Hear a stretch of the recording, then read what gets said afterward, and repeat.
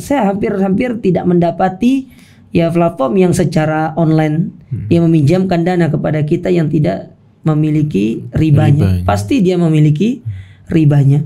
Jangankan itu. Podcast Surabaya Mengaji.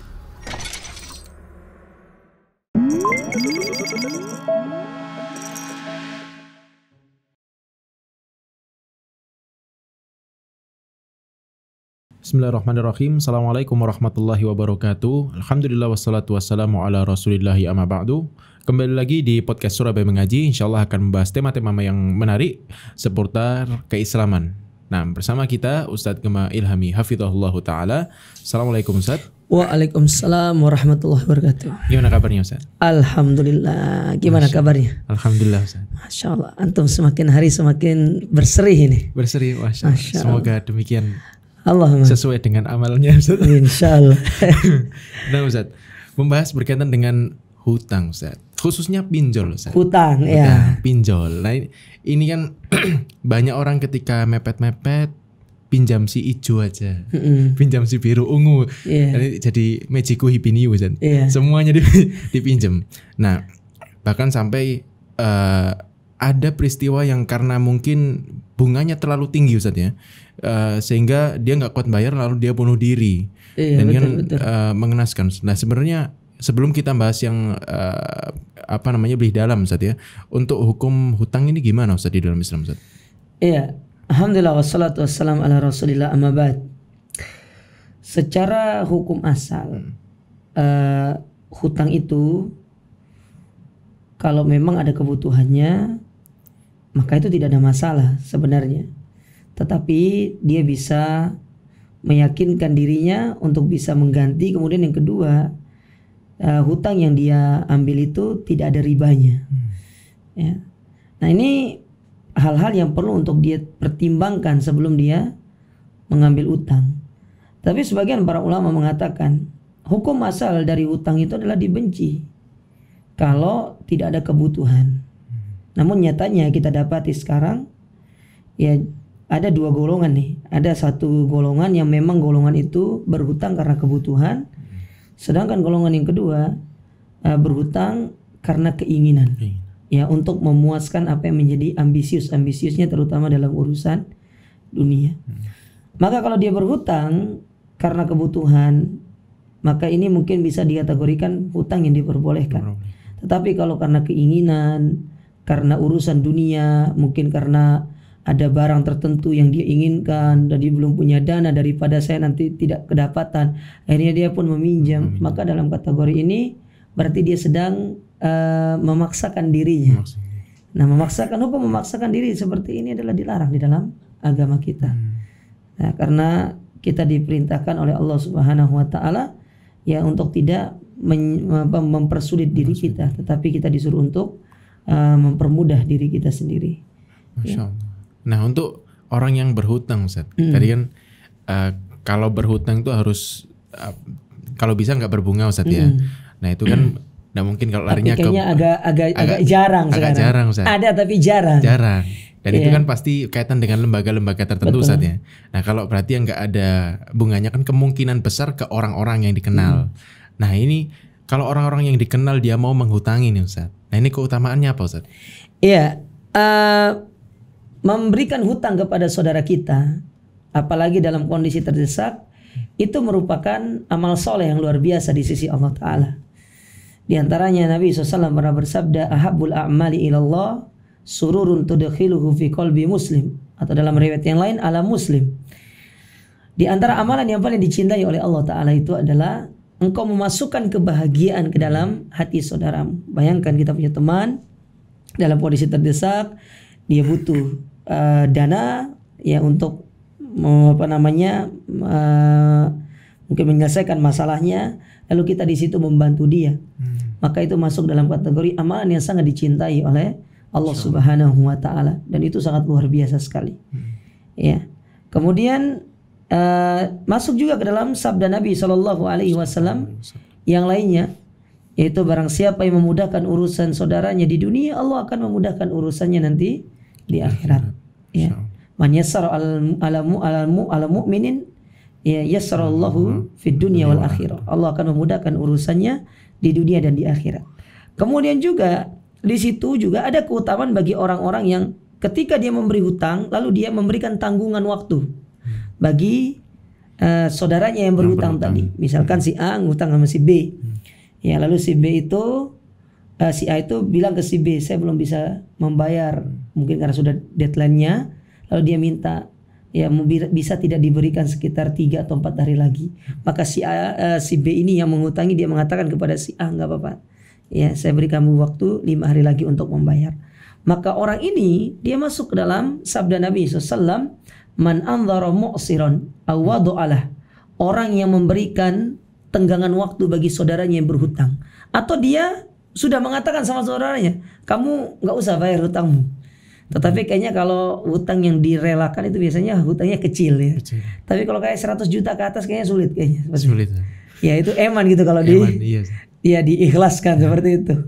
Dan mungkin kita juga belum tentu bisa seperti itu. Illa orang-orang yang benar-benar ya keimanannya sudah sangat tinggi kepada Allah. Tetapi di balik itu Nabi mengatakan tadi, orang yang memberikan satu tenggangan waktu kepada yang berhutang, maka niscaya dia akan menjadi orang-orang yang akan dinaungi di hadapan Allah Ta'ala di hari kiamat. Bayangkan sekedar memberikan tanggungan hutang seperti itu, Allah menjadikan kita mendapatkan naungan di saat tidak ada naungan kecuali naungan Allah Subhanahu wa Ta'ala. Ini keutamaan baik yang memberikan hutang ataupun sudah memberikan hutang dan dia memberikan tanggungan waktu kepada saudaranya. Apalagi kalau diikhlaskan. Ya kalau bisa ada, ya sering-sering ada banyak-banyak orang seperti ini ya. Kayaknya bahagia kita gitu. Nah Ustaz. Nah tadi kan di sisi orang yang menghutangi nih Ustaz. Nah sekarang di sisi orang yang berhutang nih Ustaz. Nah kadang nih dari orang yang berhutang tuh ada yang namanya jargon ketika berhutang melas, ketika ditagih beringas. Nah ini sebenarnya gimana Ustaz hukumannya atau ancaman bagi orang yang berhutang yang modelnya seperti ini Ustaz? Taib. Yang pertama perlu diingat, berhutang itu sama halnya kita sedang mengambil satu amanah dari tempat kita berhutang. Karena ketika saudara kita memberikan pinjaman kepada kita, berarti saudara kita tuh percaya kepada kita bahwasanya kita akan mampu untuk menggantinya, kita akan mampu untuk membayarnya, kita akan mampu tepat waktu untuk melunasinya, kan seperti itu. Maka ketika kita berhutang kita harus ingat kita sedang mengambil amanah, dan di antara sifat orang-orang beriman itu adalah antu addul amanati ila ahliha. Kita menunaikan amanah tersebut kepada pemiliknya. Berarti orang yang tidak menunaikan hutangnya berarti dia sedang tidak menunaikan amanahnya. Dan dia masuk ke dalam sabda Nabi SAW di antara 3 orang-orang tanda-tanda orang-orang munafik itu, yaitu idza tumina khana. Kalau dia diberikan amanat dia berkhianat. Kemudian yang kedua perlu diingat ayat yang paling panjang dalam Al-Quran itu ayat masalah hutang. Dan ini sebagai satu nasihat dan satu pemberitahuan kepada kita dari Allah Ta'ala bahwasanya hati-hati kita yang berhutang ini. Karena mungkin di dunia kita boleh bersenang-senang dengan hutang yang kita lakukan. Bolehlah kita beringas di dunia tapi tidak di akhirat. Betapa banyak dalil-dalil yang menjelaskan kerugian seseorang di akhirat disebabkan karena kezaliman kepada saudaranya. Ya, seorang tidak mau bayar hutang, apalagi dia ditagih kemudian dia beringas seperti jargon tadi, itu berarti dia sudah siap untuk nanti di akhirat dia dituntut oleh saudara-saudaranya yang memberikan hutang kepada dia. Coba ingat sabda Nabi SAW yang menceritakan tentang orang-orang muflis, orang-orang bangkrut. Datang dengan membawa pahala, segudang pahala, tetapi pahala itu dibagikan kepada orang lain karena kezaliman yang dilakukan. Kata Nabi SAW, faqad syatama hada wa qadhafa hada wa akala mala hada. Dia ternyata di dunia memakan harta saudaranya. Di antara bentuk memakan harta saudara kita tanpa hak, kita berhutang namun kita tidak mengganti hutangnya. Dan kita masuk dalam hadis tadi. Nah Ustaz, terakhir Ustaz, untuk nasihat orang-orang yang suka berhutang Ustaz, di zaman kemudahan medsos ini tinggal klik langsung datang. Iya, saya menasehati kepada saudara-saudara kita, jangan menjadikan kemudahan-kemudahan seperti ini sebagai ajang kita untuk tasahul. Tasahul itu ya kita bermudah-mudahan juga gitu kan. Namun kita harus benar-benar memikirkan secara matang-matang. Kalau memang kebutuhan-kebutuhan kita itu masih bisa kita tangguhkan di kesempatan yang lain sampai kita memiliki waktu dan belum urgen-urgen banget, maka bersabarlah. Karena orang yang hidupnya bahagia itu orang gak punya hutang. Ya kenapa orang banyak nggak bisa tidur, stres, pikirin hutang. Apalagi kasus yang sering kita dapati, dan subhanallah, ternyata kasus ini bukan hanya menimpa orang-orang awam, tetapi orang-orang yang sudah ngaji pun pernah terjatuh ke dalam masalah bunuh diri, masalah hutang. Ya. Dan itu ada kisahnya seperti itu. Ya, beberapa saat yang lalu teman-teman pernah menceritakan si fulan sudah ngaji, masya Allah, hadir di majelis ilmu, tapi karena dia punya hutang yang dia tuh tidak sanggup untuk membayarnya, akhirnya dia memilih untuk bunuh diri. Ya, ini satu hal yang sangat kita tidak senangi. Jadi kalau memang itu bukan kebutuhan, bersabarlah. Kalau memang itu kebutuhan dan bisa ditangguhkan, maka tangguhkanlah supaya kita ini tidak memiliki hutang. Dan ingat, seseorang yang kalau sudah berhutang sekali, dia akan sangat menikmati yang namanya kegiatan hutang menghutangi itu, atau dia berhutang tersebut. Ya, apalagi kita dapati sekarang kemudahan tadi, tinggal foto sama KTP-nya langsung cair sekian. Nah, dan yang lebih parahnya, di balik kemudahan tersebut ada dosa yang lain, yaitu dosa riba. Ya, saya hampir tidak mendapati platform yang secara online yang meminjamkan dana kepada kita yang tidak memiliki ribanya. Pasti dia memiliki ribanya.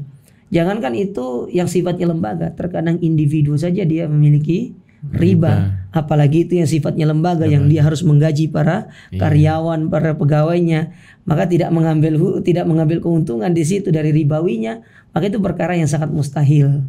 Ya, maka saya sangat mewasiati untuk bertakwa kepada Allah, selalu minta kepada Allah Ta'ala, berdoa. Di antara doa yang diajarkan oleh Nabi SAW supaya kita dalam setiap harian kita ini memiliki kecukupan, Allahumma kfini bihalalik an haramik wa agdini bifadlik amman siwak. Ini doa yang bisa menjadikan kita menjadi orang kaya di sisi Allah Ta'ala. Masya Allah. Jazakumullah khairan Ustaz atas penjelasannya. Semoga bermanfaat bagi rekan-rekan sekalian. Sampai bertemu di episode berikutnya di podcast Surabaya Mengaji. Assalamualaikum warahmatullahi wabarakatuh.